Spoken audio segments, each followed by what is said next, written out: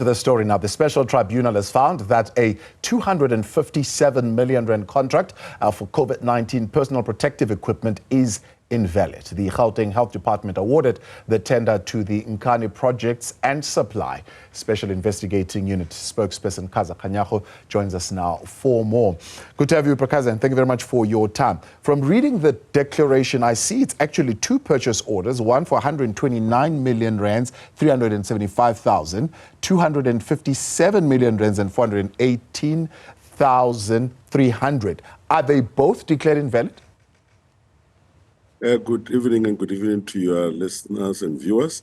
Maybe let me start by sending my condolences to the family of Zanele Mbogazi. And coming to your question, it is very clear that the others were not part of this this matter. It's just an indication of what happened. And then we only were focusing on this one of 257 million rand, wherein we wanted to make sure that that particular one is set aside, and that is where we are focusing on. Is that all for provision of hand sanitizers, or were there other products that were to be provided in the 257 million? Yes, it was hand sanitizers and other products that they were not able to deliver. Because at the moment, when we got in, we then intercepted this project before the department could pay everything that we're supposed to pay. Therefore, other things were still going to be delivered, and then those issues were to the value of about 28 million, and that is other PPEs other than the hand sanitizers. So at this point, how much has actually been paid? Of the 257 million, they were supposed to have paid the balance between the 89 million that they are still claiming from the department. Therefore, if you reduce this 89 million plus from the 257, it will give you somewhere in the region of about 180 million rand that was already paid. Therefore, we then said, okay, we want to set aside this contract. They then thought that they were very clever, and they rushed, because the matter was in the Special Tribunal, they then rushed to the High Court to demand the money that is owed to them, according to them, by the department. And at that point, we had told the department not to pay because we had already found the irregularities. That is why the department did not pay the 60 million rand plus that they had already received the goods for, and then they were also forcing themselves to deliver 28 million rand worth of other goods so that they can be paid for them, because they were holding those goods with them. Therefore, all of those they wanted to get quickly from the High Court.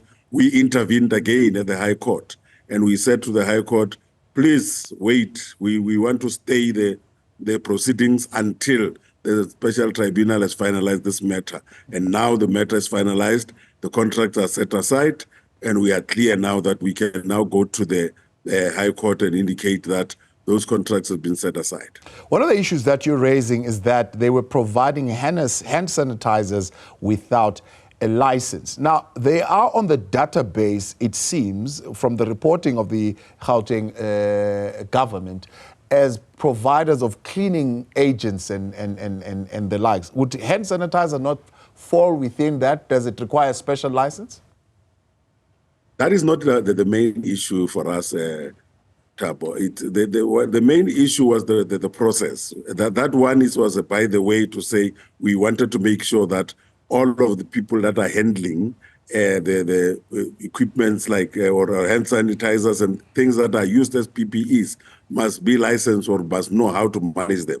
But our issue wasn't that. It was the issue of competitive bidding. They were not, there was no competitive bidding. They just came unsolicited and said, we'll produce this thing for you. And then if that happens, which the law allows, you then have to get a deviation from normal procurement process so that you can do that. And then that was never done, which means the whole transaction was just invalid. And that is why the Special Tribunal agreed with us to say the process of getting this contract with Nkhane is not supposed to have happened the way that it did. Therefore, the whole contract is set aside, and everyone, this company is now divested of all the profits that they have earned from this. Yeah. This was made possible because the CFO and the COO would have singularly evaluated and approved this process. Did they benefit? We just think they did, because why would you then knowingly go against the processes that were there? If you are a CFO of a department, you should know what the requirements of the procurement policies are, but you should also know the requirement of the Constitution, where the Constitution is very clear about the fairness of the process in whatever you procure from government. Therefore, we can only say that they have benefited out of it, and that is why we have made referrals against them in the department and in the National Prosecuting Authority. So what's the relief then that you sought, you were seeking to overturn, but of course there's relief that you wanted awarded to you? Yes, what was important is to set aside the contract. And people always ask the question, why do you want to set aside the contract? If you leave the contract to be live, therefore it can resurrect at some other time when you least expect it.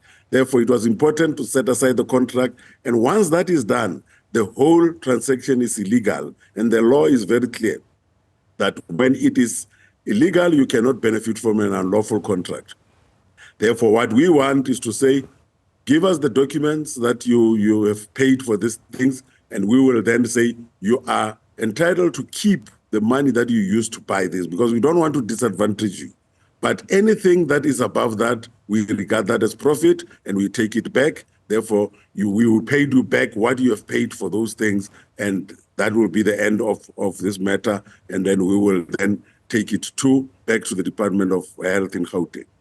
So there are other reports that would have possibly claimed price inflation. So when you are saying you are going to be compensated reasonably for the expenses incurred, are you going to be factoring those price hikes that are not comparable to market-related prices? Definitely. You'll remember at the time the National Treasury did an exercise where they determined the range of the pricing that needs to happen. But in this particular instance, we're looking at the invoices of your expenditure directly.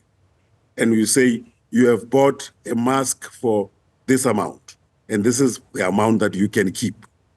If you have bought a mask for 40 Rand, and then you sold it to the department for 200 Rand, we give you back the 40 Rands, and then the remainder of the amount is regarded as profit, and that you will be divested of it, and it will go back to the department. Therefore, it doesn't matter for us, we'll just give you. But also, the court order says the statements that you are going to give us must be supported by expert report. Therefore, we get an expert report that looks at some of these things to say this might not be correct and this might be correct, and then we make sure everything is to the T.